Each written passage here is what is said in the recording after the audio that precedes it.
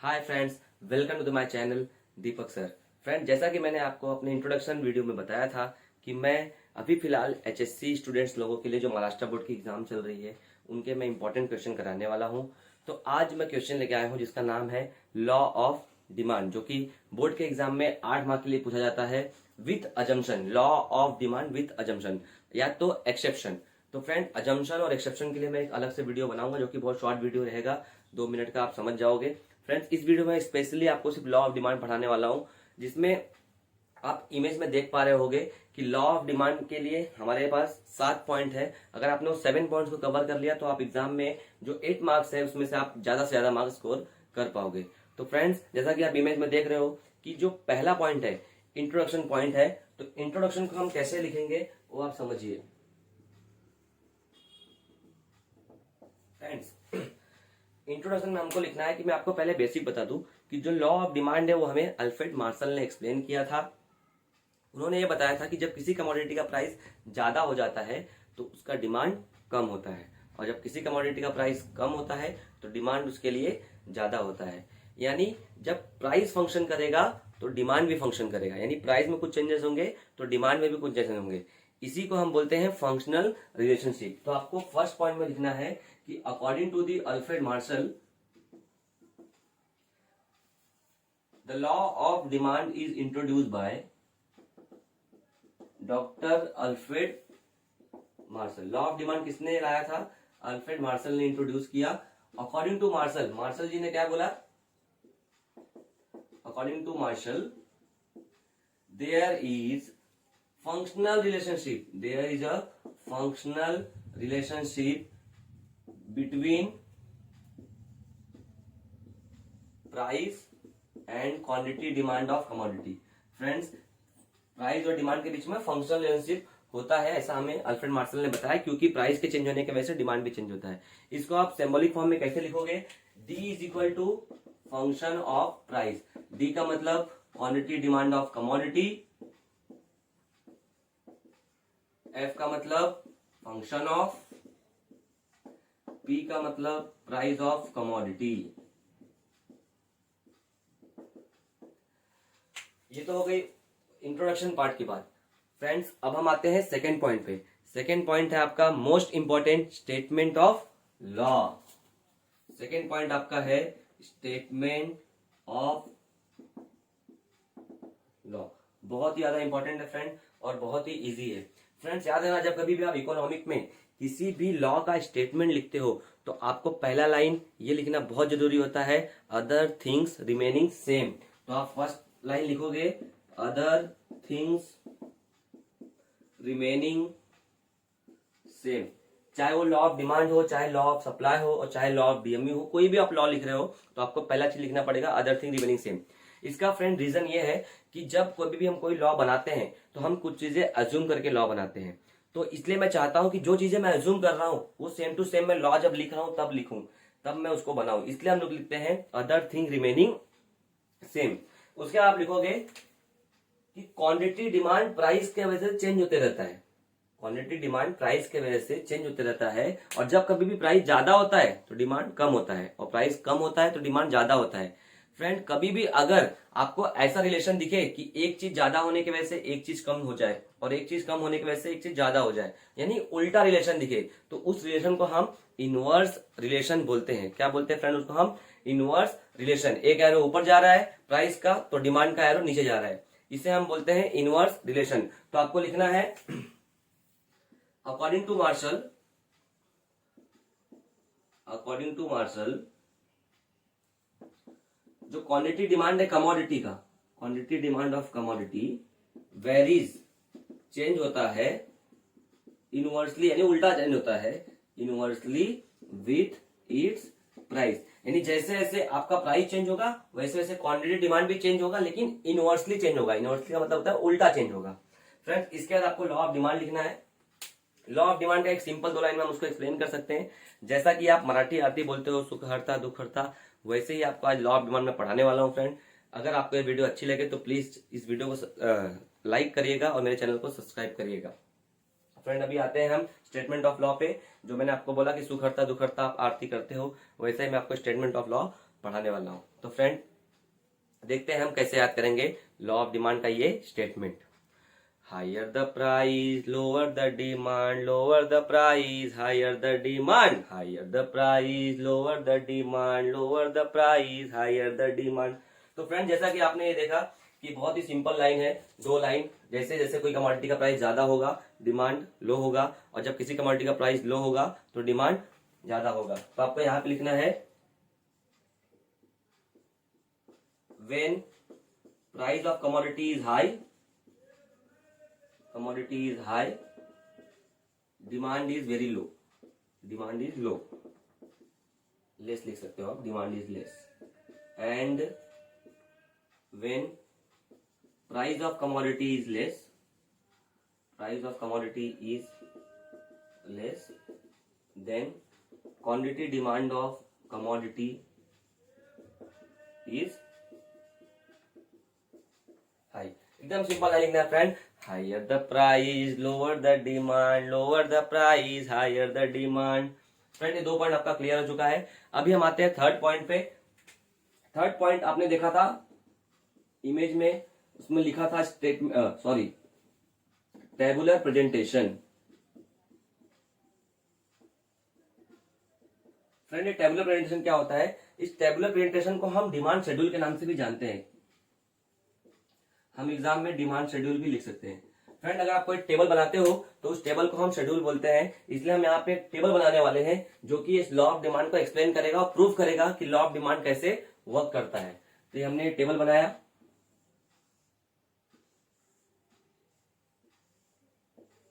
आप यहां लिखोगे प्राइस ऑफ कमोडिटी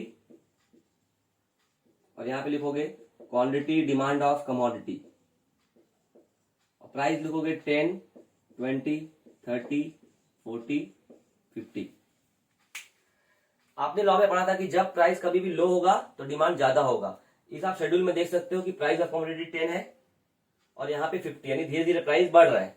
तो जब प्राइस कम है तो डिमांड क्या होगा? हाईएस्ट। तो मैंने यहाँ लिखा 50 यूनिट सेल हुआ, आपने परचेस किया। प्राइस बढ़ गया 20 यूनिट्स, तो आपने क्या किया? 20 रुपीज। तो आपने डिमांड क्या कर दिया? कम कर दिया। तो डिमांड कम कर दिया, कितना हो जाएगा? 40 यूनिट्स। जैसे जैसे प्राइस बढ़ेगा वैसे वैसे आप डिमांड को कम करते जाओगे। 30 रुपया हो गया तो मैंने डिमांड भी कम कर दिया। प्राइस और बढ़ गया, मैंने और कम कर दिया। प्राइस और बढ़ गया, मैंने डिमांड एकदम कम कर दिया, दैट इज 10 यूनिट्स। अब फ्रेंड फोर्थ पॉइंट में इसको हमको एक्सप्लेन करना है।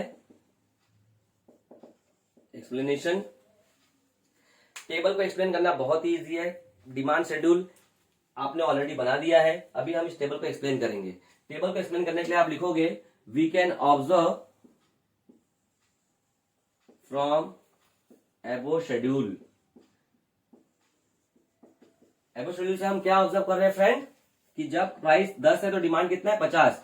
तो when price of commodity is lowest, when price of commodity is lowest, then quantity demand of commodity is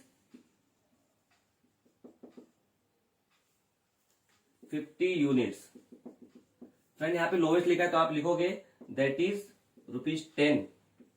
यहाँ पे ऐड करोगे जब प्राइस ऑफ कमोडिटी लोवेस्ट है दैट इज 10 रुपीज है, then quantity demand of commodity is 50 units, 50 units. And when price of commodity is highest that is 50 rupees, then quantity demand of commodity is lowest, that is only 10 units। जब price 10 है तो demand 50 है, जब price 50 है तो demand 10 है। ये क्या रिलेशन शो कर रहा है फ्रेंड? मैंने आपको पहले बताया कि जब प्राइस ऊपर होगा डिमांड नीचे होगा, प्राइस नीचे होगा डिमांड ऊपर होगा। ऐसे रिलेशन को हम क्या बोलते हैं? Inverse relation. फ्रेंड एग्जाम में पूछता है कि क्वांटिटी डिमांड और प्राइस के बीच में कौन सा रिलेशन है, तो आपको लिखना है क्वांटिटी डिमांड और प्राइस के बीच में कौन सा रिलेशन फ्रेंड? इनवर्स रिलेशन है। तो आप यहां पे लिखोगे इट शोज इनवर्स। फ्रेंड मैं हाईलाइट कर दे रहा हूं, it shows inverse relationship between price and quantity demand of commodity. ये क्या शो कर रहा है फ्रेंड? प्राइस और डिमांड के बीच में इनवर्स रिलेशन शो कर रहा है। हमने 4th पॉइंट तक एक्सप्लेन कर दिया। अब हमें 5th पॉइंट पे आना है। 5th पॉइंट है आपका ग्राफ, ग्राफिकल प्रेजेंटेशन हम बोलते हैं। आप इसको लिख सकते हो डिमांड कर्व। फ्रेंड मुझे बहुत सारे स्टूडेंट बोलते हैं कि सर मुझे ग्राफ बनाने नहीं आता, मुझे ग्राफ में इश्यू होता है, मैं टेबल देख के ग्राफ नहीं बनाता हूं। तो मैं आपको एकदम इजीएस्ट तरीका बताने वाला हूं कि ग्राफ हम कैसे बनाएंगे किसी भी शेड्यूल को देख के। फ्रेंड देखिए आपको शेड्यूल दिख रहा है। इस शेड्यूल में मुझे 2 पार्ट दिख रहे हैं, एक प्राइस ऑफ कमोडिटी, एक क्वांटिटी डिमांड ऑफ कमोडिटी। तो फ्रेंड जैसा कि हम जानते हैं जब हम कोई भी ग्राफ बनाते हैं तो हम 2 एक्सिस बनाते हैं उसके अंदर, एक एक्स एक्सिस और एक वाई एक्सिस। तो पहले हम एक्स एक्सिस और वाई एक्सिस को ड्रॉ कर लेंगे। ये आपका हो गया वाई एक्सिस, वर्टिकल लाइन, और जो हॉरिजॉन्टल लाइन है उसको हम बोलते हैं एक्स एक्सिस। एक्स एक्सिस पे फ्रेंड हम लिखेंगे quantity demand of commodity,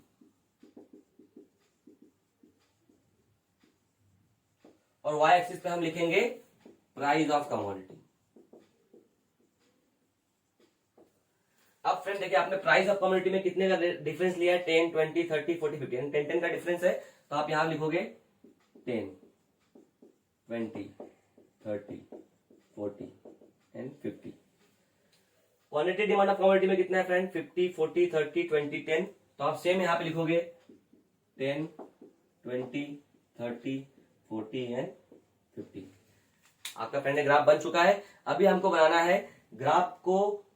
graph पे हमको डिमांड कर्व मिलने वाला है, क्योंकि आपने हेडिंग डाला है डिमांड कर्व। कैसे मिलेगा? जब आप इस शेड्यूल को प्लॉट करोगे, जब आप इस शेड्यूल को प्लॉट करोगे इस ग्राफ पे, तो हमें डिमांड कर्व मिलेगा। कैसे मिलेगा फ्रेंड? आइए देखते हैं। जब प्राइस 10 रुपया है तो डिमांड कितना है फ्रेंड? 50। तो मैंने यहाँ पे 50 यूनिट्स कर दिया। जब प्राइस 20 रुपीज है तो डिमांड कितना है? 40। जब प्राइस 30 रुपीज है तो डिमांड इज 30। जब प्राइस 40 है तो demand is only 20 units, and when price is highest 50 units, demand is very low. Friend आपको यहाँ पे एक लेडर की तरह डायग्राम दिख रहा होगा। आप जो भी लेडर के कॉर्नर पॉइंट है इसको आप मैच कर दोगे तो आपको डिमांड कर्व मिल जाएगा। तो मैंने मैच कर दिया फ्रेंड, और हमको क्या मिल गया? Demand curve. और डिमांड कर्व लिखने के बाद हम यहाँ पे डाउनवर्ड एरो ड्रॉ करेंगे, जो कि हमें शो करेगा कि जो डिमांड कर्व का स्लोप होता है वो क्या होता है? डाउनवर्ड होता है। ग्राफ एकदम इसी तरीके से हमने बना लिया है। फ्रेंड कोई स्टूडेंट्स डायरेक्ट पॉइंट बना के ग्राफ बनाते हैं, वो भी चलेगा। ये मैंने आपको इसी तरीका बताया है कि आपको कम से कम मालूम पड़े। जिन बच्चों को डिफिकल्टीज होती है बनाने में, तो वो लाइन ड्रॉ करके आराम से ग्राफ बना सकते हैं। कोई स्टूडेंट आप ऐसा भी कर सकते हैं कि पॉइंट आपने दिया और आपने उसको मैच कर दिया, तो ये भी आपका सही है। आप फ्रेंड यहाँ पे एरो लगाना मत भूलिएगा। ये आपका एक प्रेजेंट करता है कि आपने डिमांड कर्व को डाउनवर्ड स्लोप दिखाया है। फ्रेंड्स अभी हम इसको ग्राफ को एक्सप्लेन करने वाले हैं। 6 पॉइंट आपने क्या पढ़ा था? एक्सप्लेनेशन। ग्राफ को हमें एक्सप्लेन करना है। अब ग्राफ को एक्सप्लेन करने में बहुत प्रॉब्लम होता है, ऐसा लोग स्टूडेंट मुझे बोलते हैं। बट फ्रेंड ग्राफ को एक्सप्लेन करना बहुत इजी है, क्योंकि ग्राफ आप अपने मन से नहीं बनाए हो, ग्राफ आप इस शेड्यूल को देख के बनाए हो। तो इस शेड्यूल को देख के आपने एक्सप्लेन किया था, लगभग आप वैसा ही एक्सप्लेनेशन करोगे। बस ग्राफ के एक्सप्लेनेशन में आपको 2-3 पॉइंट ऐड करने होते हैं, जो कि मैं आपको बता रहा हूं। फ्रेंड्स पहला पॉइंट, कभी भी अगर आप ग्राफ को एक्सप्लेन करोगे तो सबसे पहला पॉइंट आप लिखोगे कि आपने एक्स एक्सिस पे क्या प्रेजेंट किया है और वाई एक्सिस पे क्या प्रेजेंट किया है। तो आपने एक्स एक्सिस पे क्या प्रेजेंट किया है? वाई एक्सिस पे। तो आप पहला पॉइंट लिखोगे एक्स एक्सिस के लिए, और दूसरा लाइन लिखोगे वाई एक्सिस के लिए। तो लिखोगे quantity demand of commodity is measured on X axis. Quantity demand of commodity is measured on X axis. अब यहां पे लिखोगे वाई एक्सिस पे price of commodity is measured on Y axis. आपने एक्स एक्सिस पे क्वांटिटी डिमांड ऑफ कमोडिटी को measure किया है, और वाई एक्सिस पे प्राइस ऑफ कमोडिटी को मेजर किया है। अब आप लिखोगे कि ये ग्राफ बना कैसे? मुझे तो पता ही नहीं। फ्रेंड्स आपने ये जो ग्राफ बनाया है, ये शेड्यूल को देख के बनाया है। तो आप लिखोगे when we plotted this schedule on this graph. तो आप लिखोगे when we plotted above schedule, या तो above demand schedule on graph, then we get DD, that is demand curve। हमें क्या मिला, डिमांड कर्व मिला। कब मिला, जब हमने डिमांड शेड्यूल को डिमांड कर्व पे रखा, ग्राफ पे रखा, तो हमें डीडी मिला और डीडी को हम बोलते हैं डिमांड कर्व। फ्रेंड्स ये जो डिमांड कर्व है ना, इसके भी कुछ फीचर्स है। तो जैसे कि डिमांड कर्व हमेशा डाउनवर्ड जाता है, ये भी एग्जाम में पूछता है कि demand curve has dash slope, तो demand curve has a downward slope. अगला क्वेश्चन पूछता है फ्रेंड कि demand curve has dash slope, तो सर बोलोगे डाउनवर्ड स्लोप तो आपने बताया। फ्रेंड्स एक क्वेश्चन और भी आता है निगेटिव स्लोप, तो आपको वहां पे फिल करना पड़ेगा निगेटिव स्लोप। तो डिमांड कर्व का दो स्लोप है, दोनों सेम ही है, लेकिन आपको वर्डिंग चेंज कर देगा, तो आपको दोनों वर्डिंग याद रखना है। Demand curve has a downward slope and demand curve has a negative slope. तो आपको यहाँ पे लिखना है कि DD is a demand curve which slope downward, जो कि क्या करता है, डाउनवर्ड। इसको हम लोग क्या बोलते हैं, निगेटिव स्लोप भी बोलते हैं। It is also called as negative slope, इसको हम निगेटिव स्लोप बोलते हैं। फ्रेंड देखिए ग्राफ को एक्सप्लेन करने में कितना इजी लगा, हमने 4-5 पॉइंट 4-5 लाइन लिख दी है। पहले हमने बताया एक्स पे मैंने क्या मेजर किया, वाई पे क्या मेजर किया। जब हम इस शेड्यूल को ग्राफ पे रखते हैं तो हमें क्या मिलता है, डिमांड कर्व मिलता है, जो कि स्लोप डाउनवर्ड है। इस डाउनवर्ड स्लोप को हम क्या बोलते हैं, निगेटिव स्लोप भी बोलते हैं। एबो ग्राफ शोज दैट, अच्छा मुझे ऊपर वाले ग्राफ से क्या मालूम पड़ रहा है, when price of commodity is 10, 50 units का डिमांड हुआ, और जब प्राइस 50 है तो डिमांड कितना हुआ, ओनली 10 यूनिट्स। तो लगभग आपने जो सेम पॉइंट लिखा हुआ यहाँ पे, वो पॉइंट आप यहाँ पे कॉपी कर दोगे फ्रेंड, यहाँ पे लिख दोगे, कॉपी लिख दोगे, मतलब आपको यहाँ पे लिखना है। क्या लिखेंगे, जब प्राइस 10 है तो डिमांड 50 है, जब प्राइस 50 है तो डिमांड ओनली 10 यूनिट्स है। ये लिखने के बाद लिखोगे it shows inverse relation, it shows inverse relationship between price and quantity demand of commodity. उल्टा रिलेशन शो कर रहा है फ्रेंड, प्राइस ऊपर जा रहा है, डिमांड नीचे जा रहा है, प्राइस नीचे जा रहा है, डिमांड ऊपर जा रहा है, इसको ही हम इनवर्स रिलेशनशिप बोलते हैं। फ्रेंड अभी बहुत सारे बच्चे गलती क्या करते हैं कि इतना लिखने के बाद लॉ ऑफ डिमांड छोड़ देते हैं और सीधा अजम्पशन पे चले जाते हैं, अजम्पशन लिखना चालू करते हैं एग्जाम में, या तो एक्सेप्शन लिखना चालू करते हैं। लेकिन फ्रेंड मैं आपको बता दूं कि अभी भी आपने इस क्वेश्चन को पूरा नहीं किया है, बिकॉज इस क्वेश्चन के अंदर 7th पॉइंट अभी पेंडिंग है। तो 7th पॉइंट क्या था फ्रेंड, कंक्लूजन। तो 7th पॉइंट आपको कंक्लूजन लिखना बहुत जरूरी है, क्योंकि किसी भी प्रोडक्ट का पैकिंग बहुत इंपॉर्टेंट है और आपने अभी इस प्रोडक्ट को पैक नहीं किया है। तो अगला पॉइंट क्या होगा फ्रेंड, कंक्लूजन। अब इस 7th पॉइंट कंक्लूजन में हम क्या लिखेंगे, कंक्लूजन का मतलब होता है फ्रेंड कि आपने क्या समझा इस लॉ ऑफ डिमांड से। तो फ्रेंड एकदम सिंपल है, आपने जो ये लॉ ऑफ डिमांड लिखा हुआ है कि ये प्राइस और क्वांटिटी डिमांड वेरीज, बदलते हैं, इनवर्सली चलते हैं, और इससे हमें मालूम पड़ता है कि जब प्राइस ज्यादा होगा तो डिमांड कम होगा, आपको वही कंक्लूजन में लिखना है। बस ये लाइन ऐड करनी है कि by above schedule and by above graph we can conclude that, by above schedule and above graph we can conclude that when price of commodity is high the quantity demand of commodity is low, and when price commodity is low then quantity demand of commodity is high.